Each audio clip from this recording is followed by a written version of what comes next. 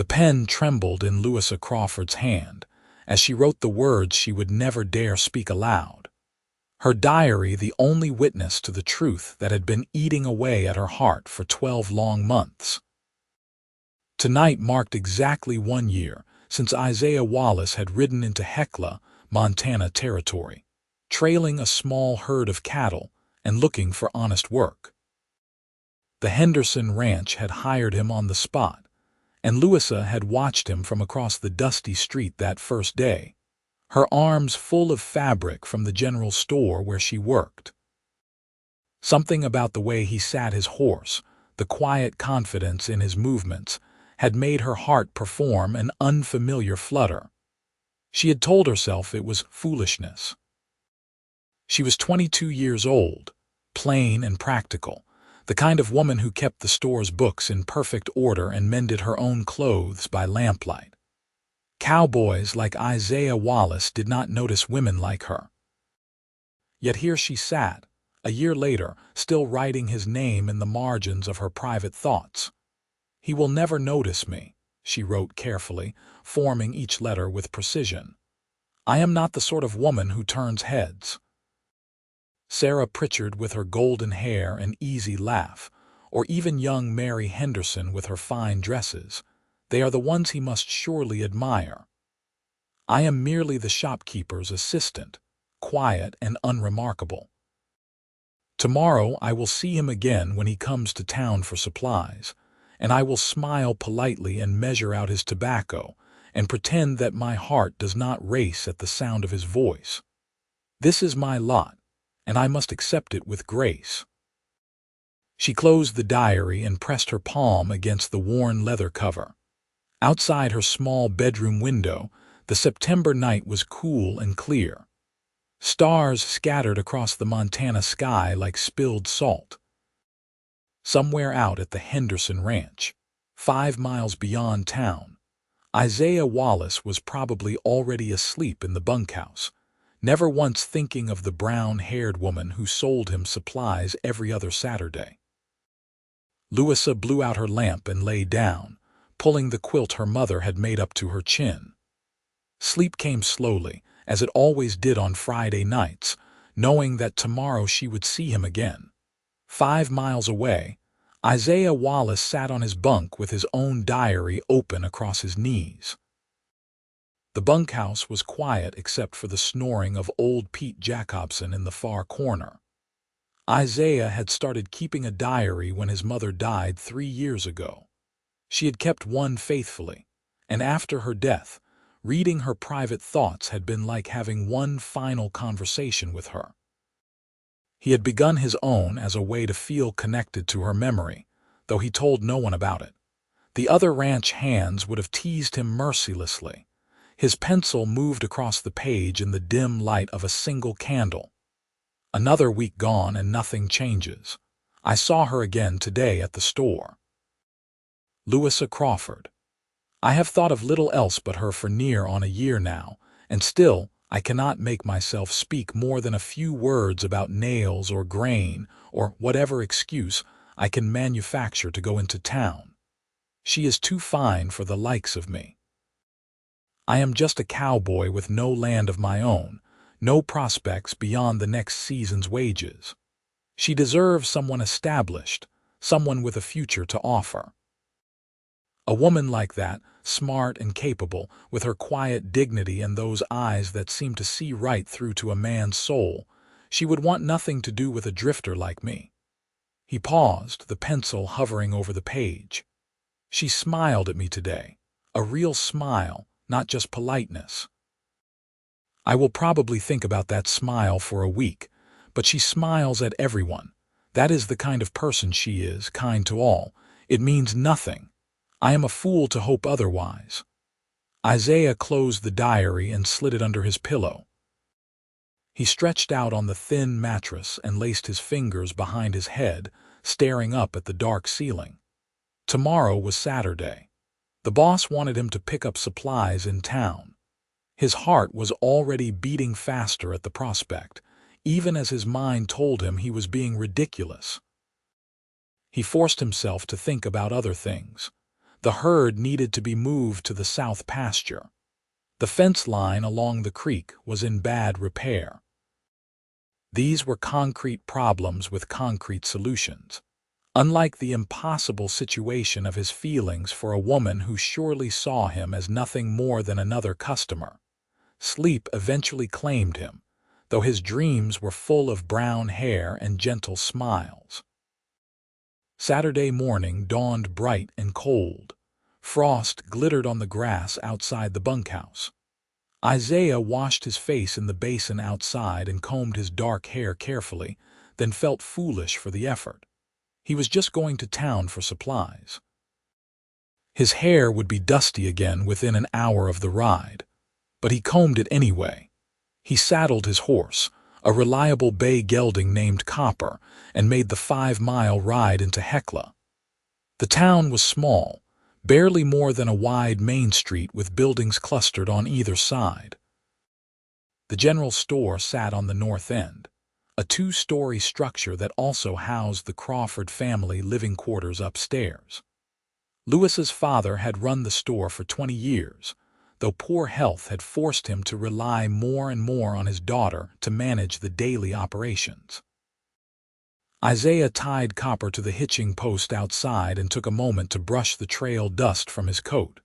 His hands felt awkward, too large and clumsy. He took a breath and pushed open the door. The bell above the entrance chimed. Louisa looked up from where she was arranging canned goods on a shelf. For just an instant, something flickered across her face, some emotion he could not name. Then her professional smile appeared, warm but controlled. "Good morning, Mr. Wallace. Morning, Miss Crawford." His voice came out rougher than he intended. He cleared his throat. "I have a list from the ranch." "Of course." She moved behind the counter, her skirts whispering against the wooden floor.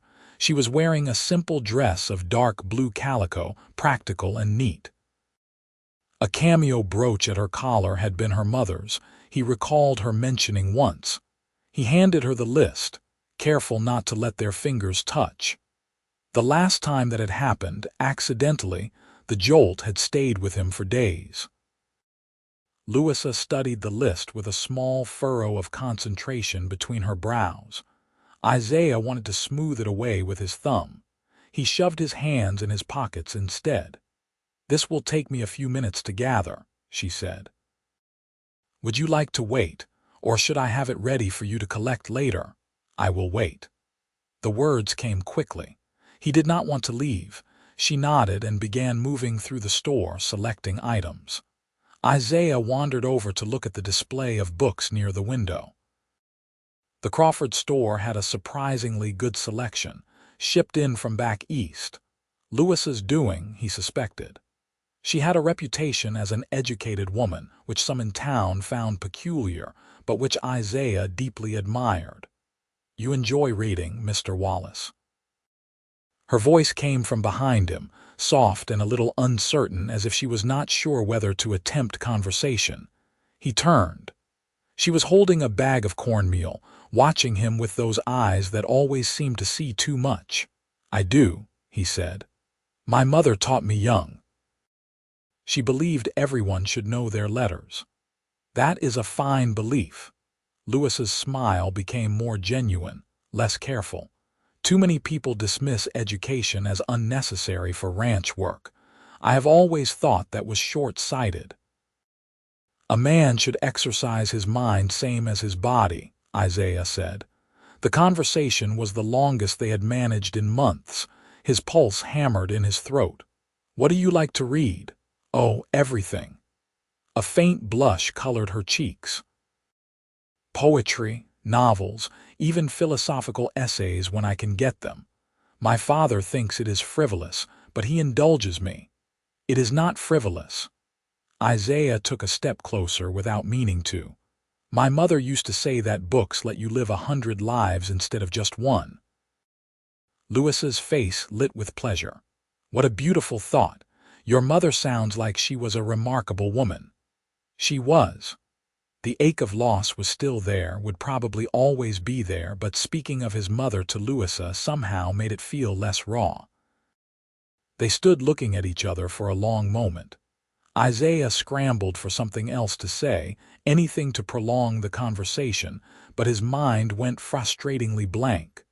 The silence stretched. Louisa looked away first. "I should finish gathering your supplies." "Of course." He felt like he had failed some test he had not known he was taking.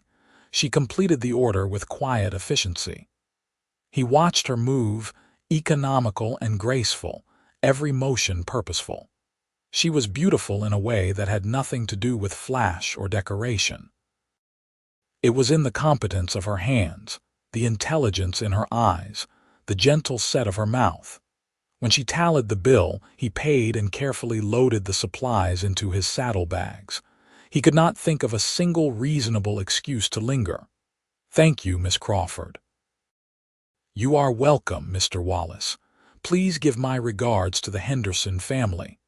He nodded and left, the bell chiming behind him. As he rode out of town, he felt the familiar weight of disappointment settling over him. He had spoken to her more than usual, and it had been wonderful, and it had changed absolutely nothing. That night, he wrote in his diary about the conversation, analyzing every word, trying to find some hint of encouragement in her responses. He found none. She had been polite, pleasant, nothing more. Louisa wrote in her own diary with trembling hands. "He asked what I liked to read. We spoke of his mother, and there was such tenderness in his voice when he mentioned her. I wanted to reach across the distance between us and touch his hand to offer comfort, but I could not. It would have been too forward, too revealing. He probably thought me cold and bookish. I am certain he was just being polite.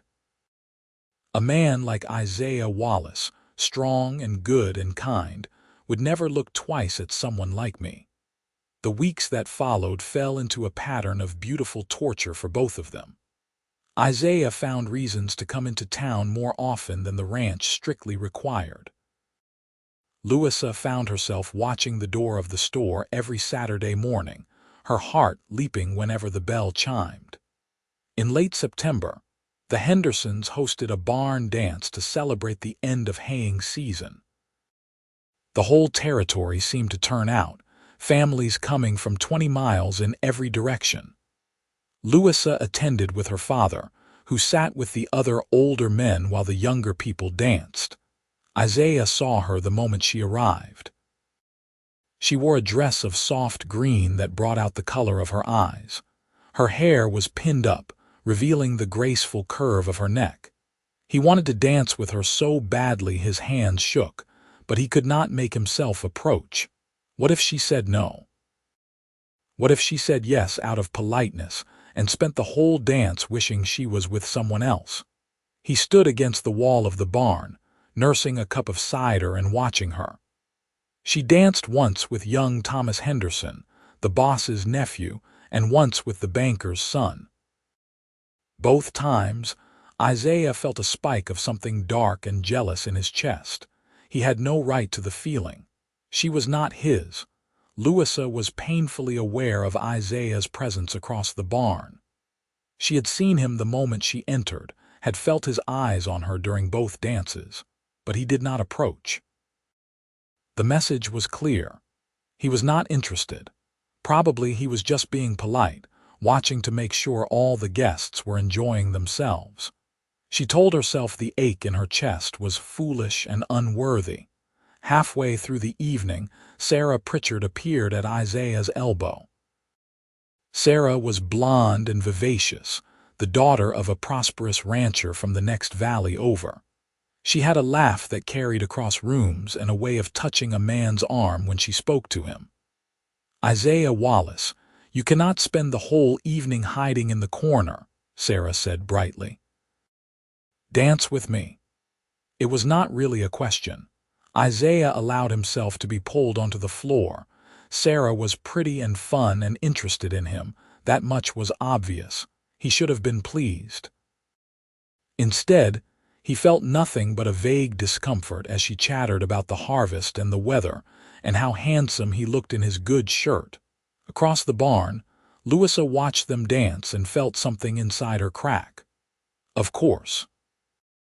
Sarah Pritchard was exactly the sort of woman a man like Isaiah would admire. Louisa slipped outside, needing air, needing to be away from the sight of them together. The night was cool and clear. She walked to the corral fence and leaned against it, taking deep breaths. She was being ridiculous. She had no claim on Isaiah Wallace. He could dance with whomever he pleased. She pressed her hands to her hot cheeks and willed herself to compose.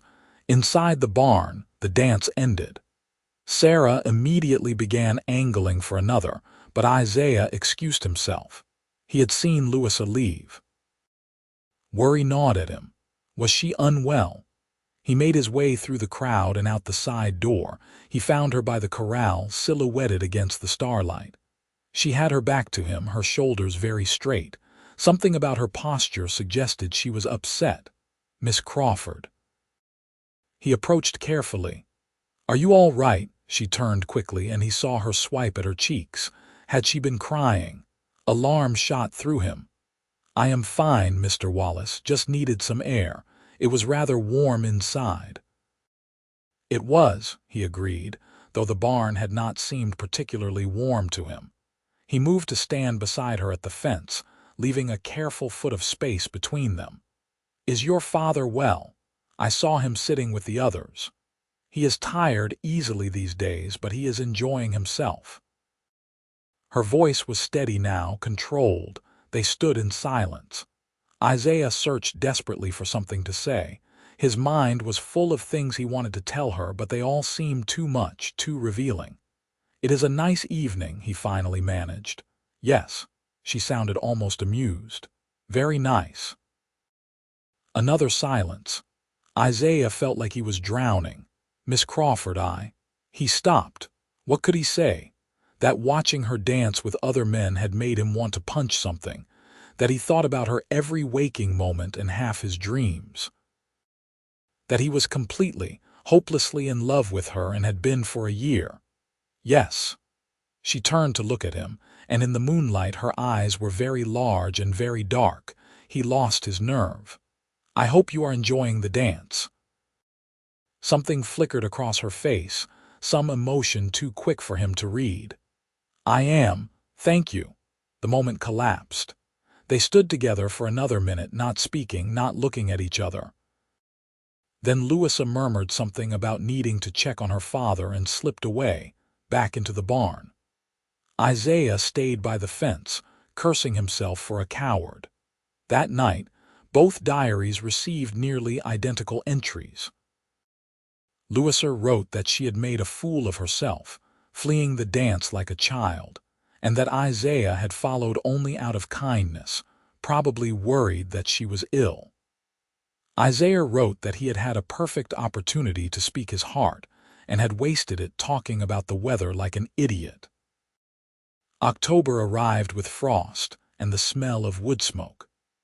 The Henderson ranch began preparing for winter, and Isaiah's days were full of hard work that left him exhausted, but did nothing to quiet his thoughts of Louisa Crawford.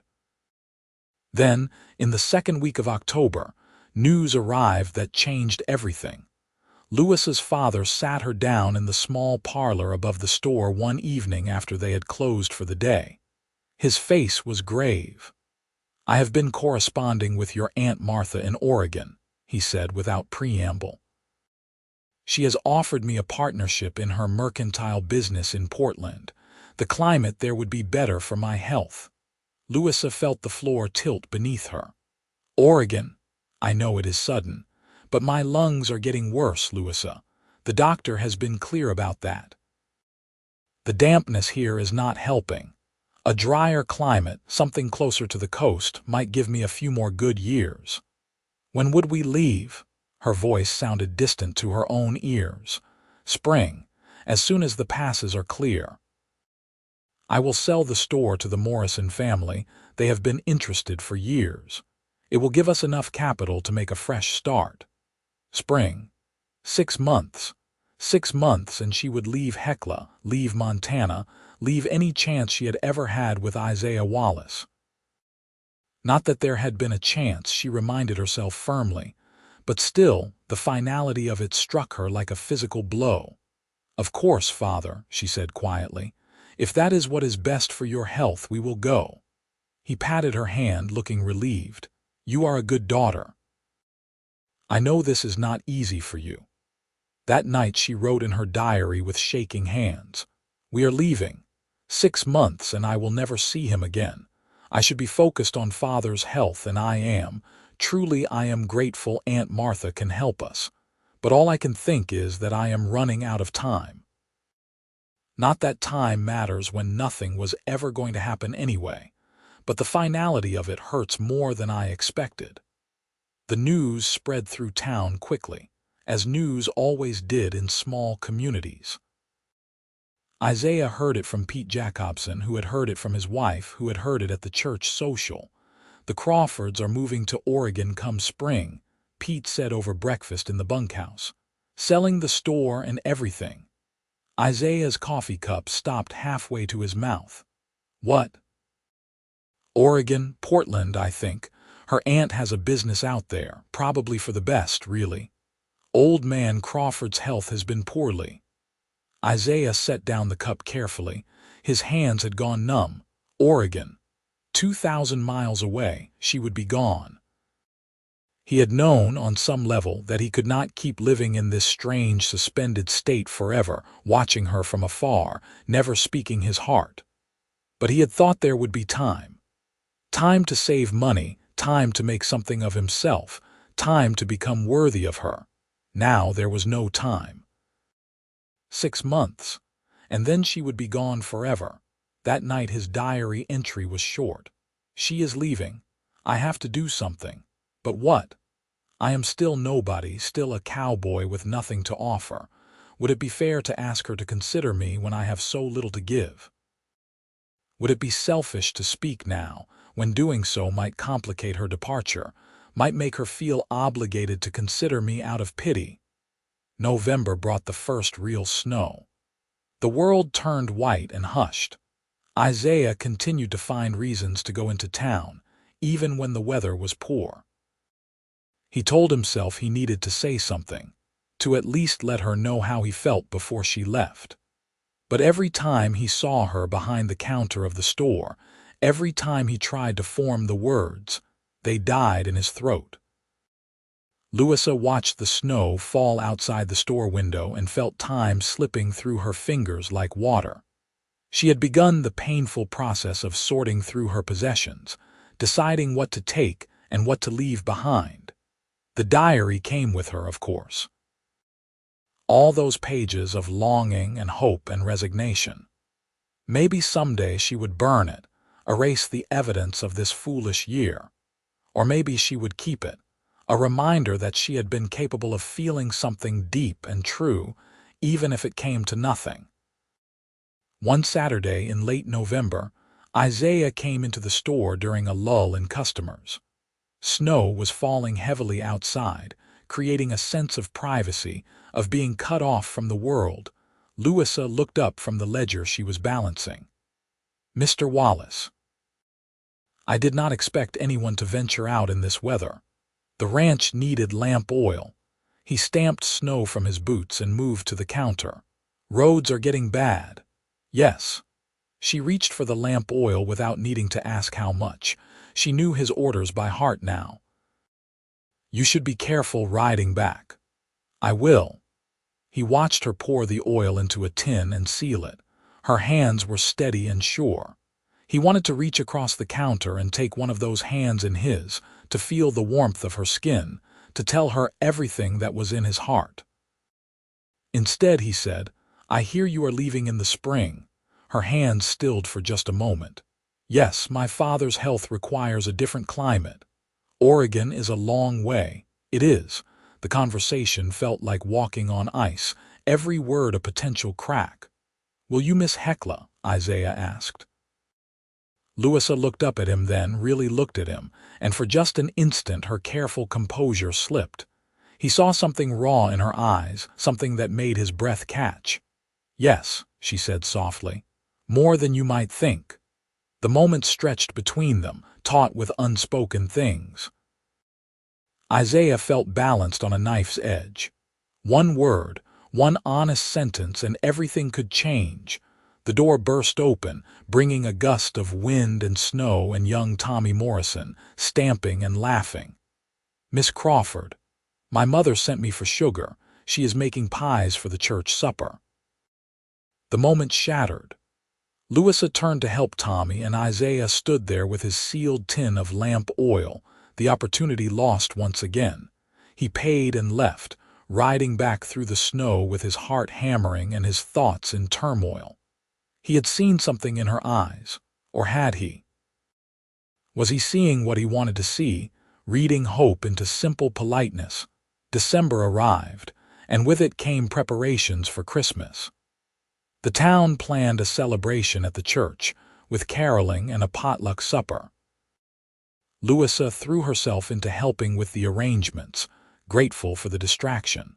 Sarah Pritchard had been coming into town more often, and she made no secret of her interest in Isaiah Wallace. Louisa heard the gossip from the other women. Sarah's father approved the match. Isaiah would be a fool not to court her. She would make him a fine wife. Each piece of gossip was a knife between Louisa's ribs. She smiled and nodded and agreed that Sarah was very pretty and very pleasant, and went home to write her misery into her diary. Isaiah, meanwhile, was doing his best to politely discourage Sarah without being rude. She was a nice woman, he told himself. She deserved someone who could love her properly. That person was not him. His heart was entirely occupied by a quiet woman with brown hair and gentle eyes, a woman who was going to leave in 3 months and take his heart with her. The Christmas celebration arrived on a clear, cold night. The church was decorated with pine boughs and candles. The whole town crowded inside, voices raised in familiar carols. Louisa stood with her father, singing, acutely aware of Isaiah standing on the opposite side of the church. After the service, everyone gathered in the church hall for supper. Long tables groaned under the weight of contributed dishes. Children ran and played while adults caught up on gossip and news. Louisa was helping serve pie when Sarah Pritchard approached Isaiah near the cider table. Louisa could not hear what was said, but she saw Sarah touch his arm, saw her laugh up at him, saw Isaiah smile politely in return. She turned away, focusing determinedly on cutting precise slices of apple pie. Her eyes stung. She would not cry, not here, not in front of everyone. "Miss Crawford," she looked up. Isaiah stood on the other side of the table holding an empty plate. Sarah was nowhere in sight. "Mr. Wallace." Her voice came out steadier than she felt. "Would you like some pie, please?" He watched her serve him, then said quietly, "Would you take a walk with me? Just for a few minutes. I know it is cold, but I need to speak with you." Her heart lurched into her throat. "I should help clean up." "Please." There was something urgent in his voice, almost desperate. She looked around. Her father was deep in conversation with Pastor Reynolds. The other women were managing the serving just fine. "All right," she said. "Just for a few minutes." They collected their coats and slipped outside. The night was bitterly cold but clear, stars like ice chips against black velvet. Their breath plumed white in the air. Isaiah led her away from the church, toward the small grove of trees that bordered the property. When they were far enough away that they could speak without being overheard, he stopped. "Miss Crawford, Louisa." He said her first name like a prayer. "I need to tell you something, and I am probably a fool for doing it, but if I do not speak now, I will regret it for the rest of my life." She stared at him, her heart hammering so hard she thought it might break her ribs. "I am just a cowboy," he said, the words coming in a rush. "I have nothing to offer you. No land, no prospects beyond my wages. But I have to tell you, I have to say it before you leave. I love you. I have loved you since the first day I saw you, and every day since has only made it worse. Better. Both. I do not expect you to return my feelings. I know I am not worthy of someone like you, but I could not let you leave without telling you the truth." The world tilted. Louisa grabbed the rough bark of the nearest tree to steady herself. "What? I understand if this makes things awkward," Isaiah continued miserably, misreading her shock for rejection. "I will keep my distance. I just needed you to know." "Isaiah." She found her voice thin and shaking. "Isaiah, stop talking." He fell silent, watching her with an expression of such raw vulnerability that it made her ache. "I have loved you for a year," she said, and now she was the one whose words came tumbling out. "A full year. I have written about you in my diary almost every night. I convinced myself you could never care for someone like me, plain and bookish and ordinary. I have spent months trying to accept that you would never see me as anything more than the shopkeeper's daughter." "Plain." Isaiah sounded genuinely confused. "Louisa, you are the most beautiful woman I have ever seen. I thought you admired Sarah Pritchard. I have no interest in Sarah Pritchard. I have no interest in anyone but you." They stared at each other in the starlight, the magnitude of their mutual misunderstanding settling over them like the snow. "We are both fools," Louisa said finally, and then she started to laugh, high and slightly hysterical. "A year. We have wasted a year." Isaiah started to laugh too, the sound rusty, as if he had not truly laughed in a long time. "A whole year of misery, and we were both wrong." The laughter faded. They stood very close now, close enough that Louisa could see the pattern of frost in his dark hair, could feel the warmth radiating from him. "I am still just a cowboy," Isaiah said quietly. "I still have nothing to offer. You have yourself. That is everything. You are still leaving in the spring." "Yes." The reality of it cut through her joy. "My father needs the move. I cannot abandon him." Isaiah reached out slowly, giving her time to pull away. When she did not, he cupped her face in his hands. His palms were rough and warm. "Then we will make the most of the time we have," he said. "And then I will follow you to Oregon if you will have me. I will find work there. I will build a life there. I will do whatever it takes. You would leave Montana for me, Louisa." He said her name like an answer to every question. "I would follow you anywhere." She rose on her toes and kissed him, there under the frozen stars with the sound of carols drifting from the church. His arms came around her, solid and sure, and for the first time in a year the ache in her chest eased. When they finally pulled apart, both breathing hard, Isaiah pressed his forehead to hers. "I want to do this properly," he said. "I want to court you with your father's permission. I want everyone to know that you are mine and I am yours." "Yes," she whispered. "Yes to all of it." They walked back to the church hand in hand, and if people noticed that both their faces were flushed and both their eyes were bright, no one commented. But the news spread nonetheless, as news always did in Hecla. By the time Christmas morning arrived, the whole town knew that Isaiah Wallace and Louisa Crawford were courting. The weeks that followed were the happiest of Louisa's life. Isaiah came to town every Sunday after church to sit in the Crawford parlor and talk with her while her father dozed in his chair. They talked about everything: books and horses and theology and dreams. They talked about Oregon, making plans, trying to figure out how to build a future from the fragments of their present. Isaiah saved every penny of his wages. He wrote to contacts in Oregon, asking about ranch work, about opportunities. The responses were encouraging. Portland was growing. The territory needed skilled ranch hands. In January, Isaiah asked Mr. Crawford formally for permission to marry Louisa. The older man, who was not as oblivious as he sometimes seemed, gave his blessing readily. "You are a good man, Isaiah Wallace," Mr. Crawford said. "And you have made my daughter happier than I have seen her in years. Take care of her."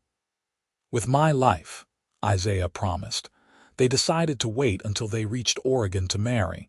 It seemed fitting somehow to start their new life together in a new place. But Isaiah gave her his mother's ring on a cold February night, sliding the simple gold band onto her finger with shaking hands. "This was all I had left of hers," he said. "Now I want you to have it." Louisa looked at the ring through tears, then at the man kneeling before her in the snow behind the store. "I love you," she said. "I will love you until the day I die and beyond." "That is a long time," he said, standing and pulling her into his arms. "Not long enough." February became March. The snows began to melt. The passes would be clear soon. Departure loomed. Isaiah gave his notice at the Henderson ranch. They were sorry to lose him, but understood. Old Mr. Henderson shook his hand and wished him well. Pete Jacobson helped him pack his few possessions and looked suspiciously misty-eyed when they said goodbye. "You take care of that girl," Pete said gruffly. "She is a good one." "I know." The Morrison family took possession of the store. Louisa packed her life into 2 trunks and a carpet bag. The diary went in the bottom of one trunk, wrapped carefully in a shawl. On a bright morning in early April, with mud thick in the streets and the first green showing on the hills, the Crawford wagon rolled out of Hecla. Louisa sat beside her father on the driving seat, looking back at the only home she had ever known. Isaiah rode beside the wagon on Copper, his own possessions tied behind his saddle. He caught Louisa's eye and she smiled back through tears. They were leaving. But they were leaving together. That made all the difference. The journey to Oregon took 6 weeks of hard travel. They joined a small wagon train heading west, strength in numbers against the dangers of the road. Louisa drove the wagon while her father rested in the back. Isaiah rode scout, helping to manage the livestock and keep watch. Every night when they made camp, he came to the Crawford wagon. They would sit by the fire and talk quietly while Mr. Crawford slept. Sometimes Isaiah read aloud from a book of poetry Louisa had brought. Sometimes they just sat in companionable silence, her hand in his, watching the stars. The other travelers soon accepted them as an engaged couple. No one questioned when Isaiah helped Louisa set up camp, or when they walked together at the edge of the firelight. There were dangers, of course. Swollen rivers to ford, a night when wolves circled the camp, a terrible storm that turned the trail to a river of mud. But they endured together, and every hardship seemed to strengthen the bond between them. In late May, dusty and tired and road-worn, they rolled into Portland. The city was larger than anything Louisa had seen, full of noise and bustle and the smell of the sea. Aunt Martha met them at her mercantile, a small but prosperous operation on a busy street. Martha was a spare woman with sharp eyes and a shrewd mind. She took one look at Isaiah and said, "So this is the young man who followed you 2,000 miles." "Yes, Aunt Martha," Louisa said, a little nervous. "This is Isaiah Wallace. You planning to make an honest woman of my niece?" "Yes, madam, as soon as she will have me." Martha's stern expression softened into something that might have been approval. "Good. We will discuss employment later, Mr. Wallace. For now, let us get you all settled." The Crawfords moved into rooms above Martha's store, very like their old quarters in Hecla. Isaiah found lodging at a respectable boarding house 3 streets away. The next day, he began inquiring about work. Jobs were plentiful in Portland. The city was booming. Within a week, Isaiah had secured a position at a large horse ranch outside the city limits, with good wages and the possibility of advancement. More importantly, the owner mentioned needing a manager for his expanding operation, someone trustworthy and skilled. It was exactly the kind of opportunity Isaiah had hoped for. 2 weeks after their arrival in Portland on a bright June morning, Isaiah Wallace and Louisa Crawford were married in a small church with white walls and stained glass windows. Aunt Martha stood as witness, along with Mr. Crawford, who looked healthier already in the milder climate. Louisa wore a simple dress of cream-colored silk, the finest thing she had ever owned. Isaiah wore a new suit, purchased with his first wages. When the pastor pronounced them husband and wife, Isaiah kissed her with a tenderness that made Aunt Martha look away and dab at her eyes. They rented a small house near the horse ranch, just 2 rooms and a kitchen, but it was theirs. Louisa spent the first week making it a home, sewing curtains and arranging their few possessions. Isaiah came home each night to hot meals and a warm welcome, and thought he had never been so happy in his life. In the evenings, they would sit together on the porch and watch the sun set over the distant mountains. "You miss Montana?" Isaiah asked one night, his arm around her shoulders. "Sometimes," Louisa said honestly, "but I am happy here. I am happy with you. I miss it too a little. But you are my home now. Wherever you are, that is where I belong."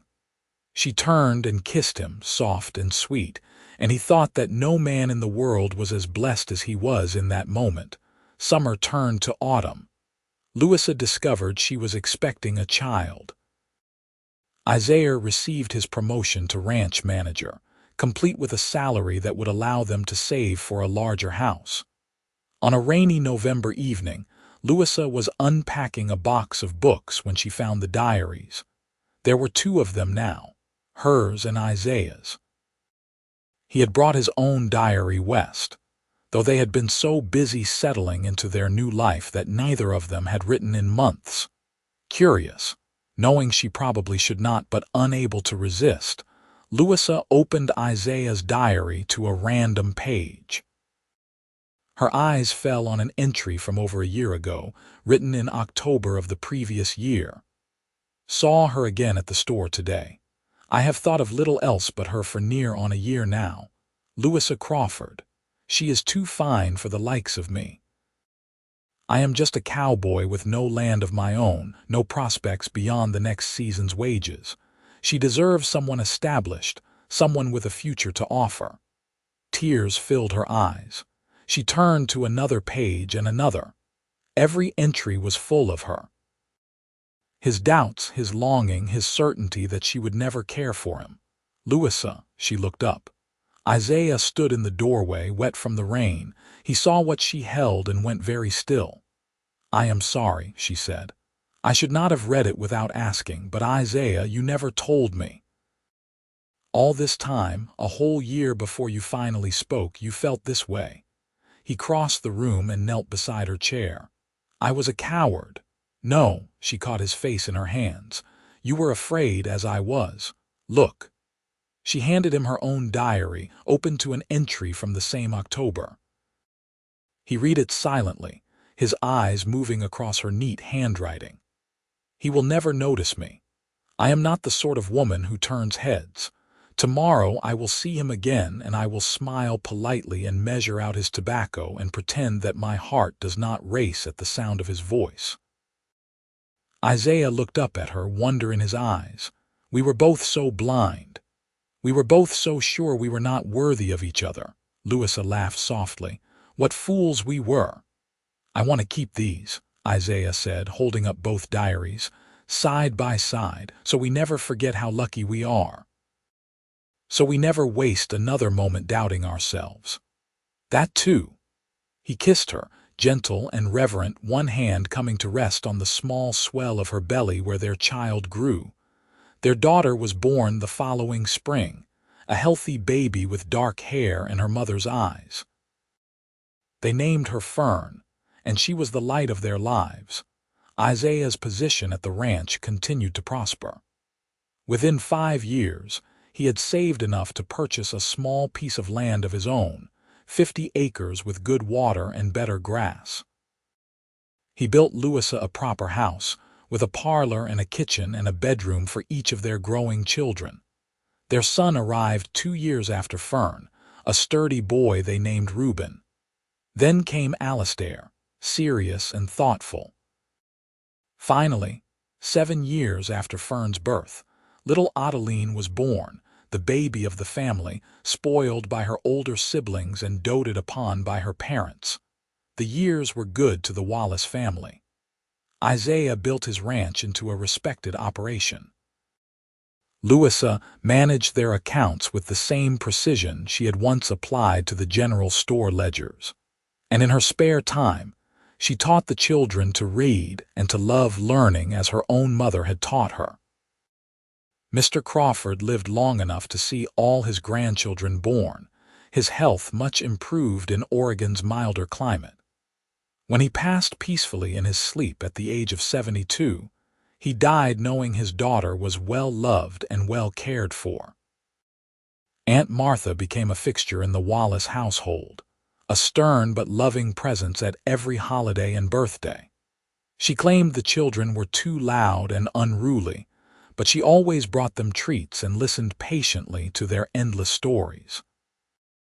The diaries remained in a place of honor on the parlor shelf, side by side as Isaiah had promised.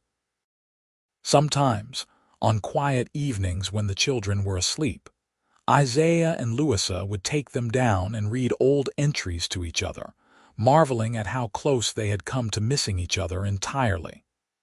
"You remember the Christmas we finally told each other the truth?" Louisa asked one night, curled against her husband's side on the porch swing. They were older now, in their 40s, their children half-grown. Time had been kind to them. "I remember every moment of that night," Isaiah said. "I remember thinking I might die if I did not tell you how I felt. I remember thinking I must be dreaming, that you could not possibly love someone like me. Someone like you." Isaiah shook his head. "Louisa, you are the finest person I have ever known. You made me better just by loving me." "We made each other better," she corrected. "That is what love does." He pulled her closer, breathing in the familiar scent of her hair. "I would do it all again. Every moment of uncertainty, every ounce of fear. It was worth it to end up here with you.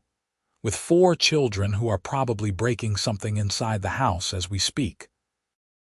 As if on cue, a crash sounded from inside, followed by Fern's voice calling, "It is fine.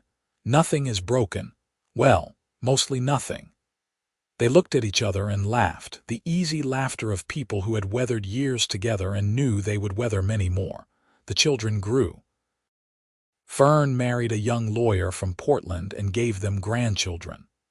Reuben took over the management of the ranch, proving to have his father's skill with horses and his mother's head for business.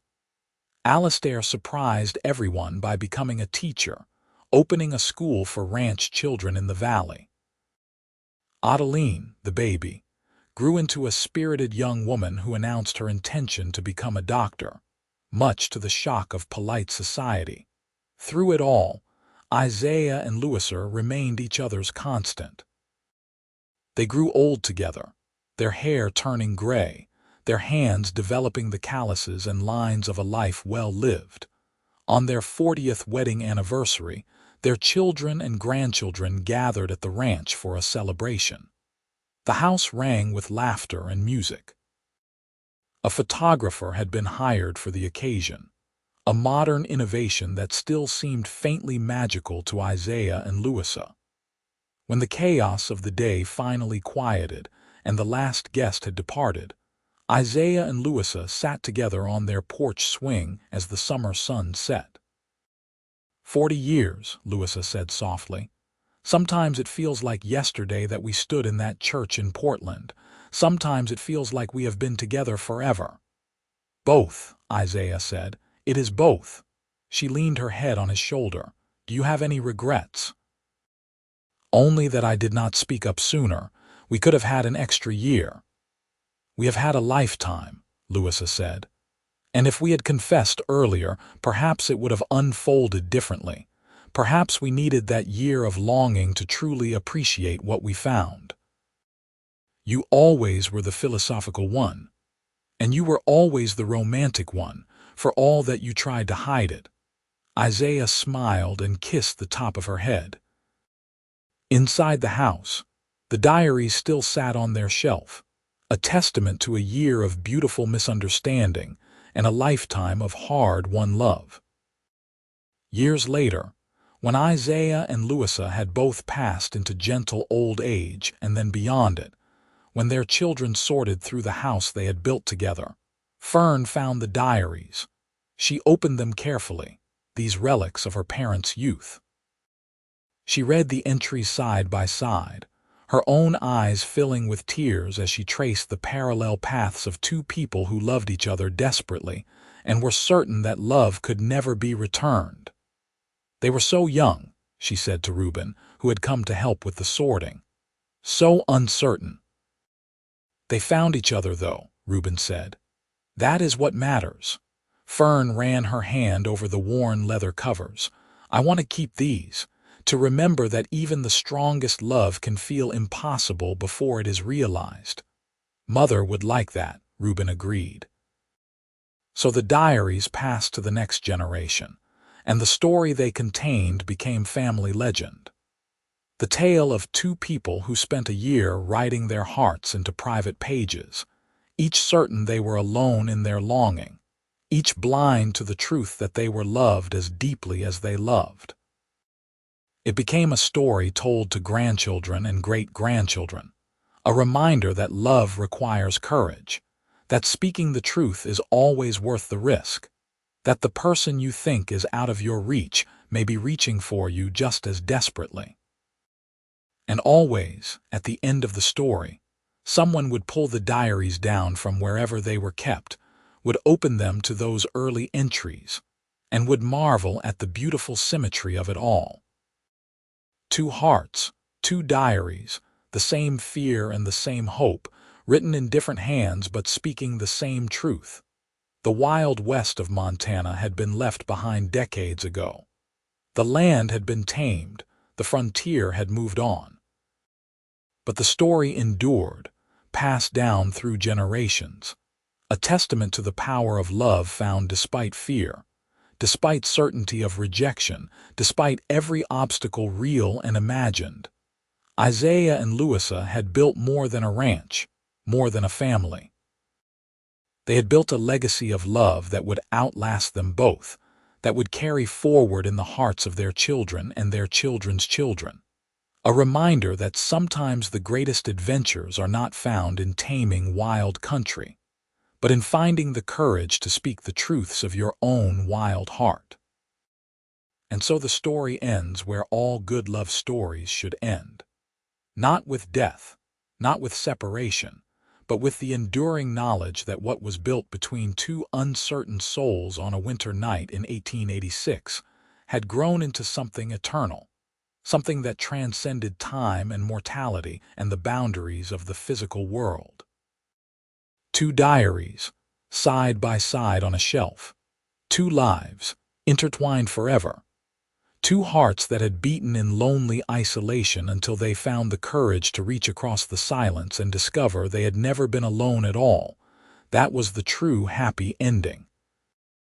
Not that they lived without struggle or sorrow, but that they lived together, facing every joy and every hardship as one. Not that their love was easy, but that it was real and deep and lasting.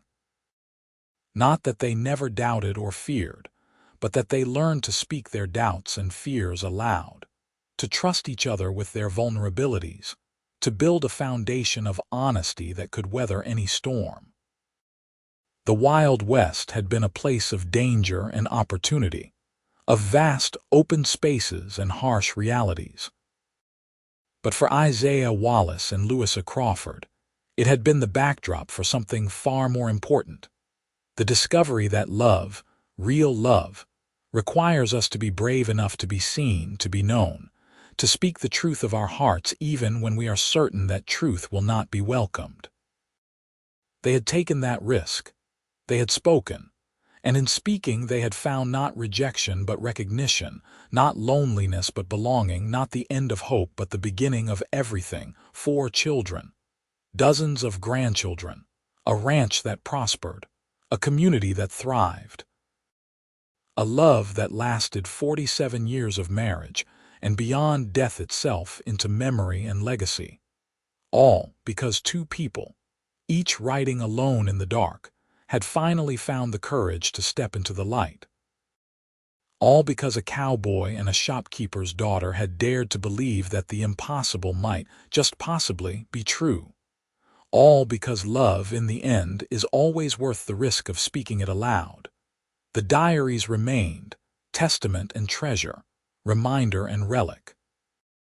And in their pages, the story lived on, as all the best love stories do, forever and always, echoed in the hearts of everyone who heard it and dared to hope that they too might find such courage, such love, such a perfect, imperfect, beautiful, happy ending of their own.